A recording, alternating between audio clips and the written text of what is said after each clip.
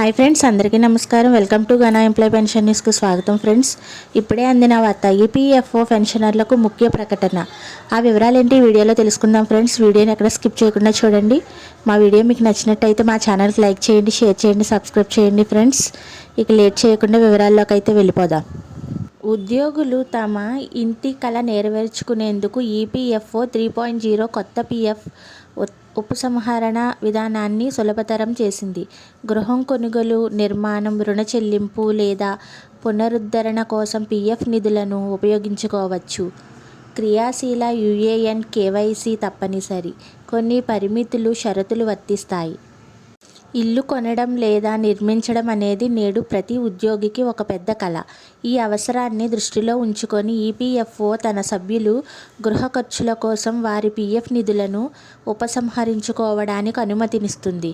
కొత్త ఈపీఎఫ్ఓ 3.0 వ్యవస్థతో ఈ ప్రక్రియ మునుపటి కంటే సులభం, వేగంగా మారింది. అయితే గృహ నిర్మాణానికి పీఎఫ్ విత్డ్రాలు సాధ్యమే అయినప్పటికీ డిపాజిట్లు చేసిన పూర్తి మొత్తం తిరిగి ఇవ్వరు.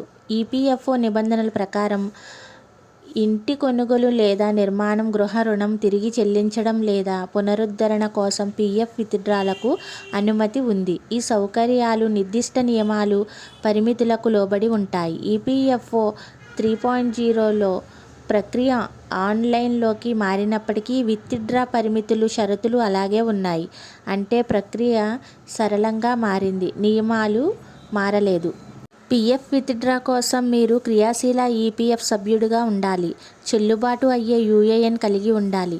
మీరు కేవైసీ పూర్తిగా అప్డేట్ చేసి ఉండాలి. పీఎఫ్ విత్డ్రా చేసే సమయంలో ఇల్లు మీ పేరు, మీ జీవిత భాగస్వామి పేరు లేదా ఉమ్మడి పేరు మీద ఉండాలి. యాజమాన్య రుజువు లేకుండా గృహ నిర్మాణం కోసం మీ పీఎఫ్ క్లెయిమ్ను అంగీకరించబడదు.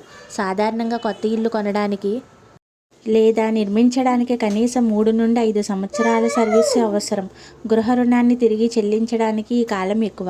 పీఎఫ్ ఉపసంహరణలు సాధారణంగా 10 సంవత్సరాల సర్వీసు పూర్తి చేసిన తర్వాత మాత్రమే అనుమతించబడతాయి. గృహం మరమ్మతులు లేదా పునరుద్ధరణ కోసం ఇల్లు కనీసం 5 సంవత్సరాలు ఉనికిలో ఉండాలి. ఇల్లు కొనుగోలు చేసేటప్పుడు లేదా నిర్మించేటప్పుడు మొత్తం పీఎఫ్ బ్యాలెన్స్లో గరిష్టంగా 90% ఉపసంహరించుకోవచ్చు. రెండవ పరిమితి కూడా వర్తిస్తుంది. ఇది 36 నెలల ప్రాథమిక జీతం, కరువు భత్యం. ఈ రెండు మొత్తాలలో తక్కువ మొత్తంగా పీఎఫ్ లభిస్తుంది. గృహ రుణాన్ని తిరిగి చెల్లించడానికి పీఎఫ్ ఉపయోగిస్తుంటే మొత్తం బ్యాలెన్స్లో 90% వరకు ఉపసంహరించుకోవచ్చు. అయితే పునరుద్ధరణ ప్రయోజనాల కోసం 12 నెలల ప్రాథమిక జీతం డిఏ మాత్రమే అనుమతించబడుతుంది. ఈ రెండు ప్రయోజనాలు జీవితకాలంలో పరిమిత సంఖ్యలో మాత్రమే పొందవచ్చు.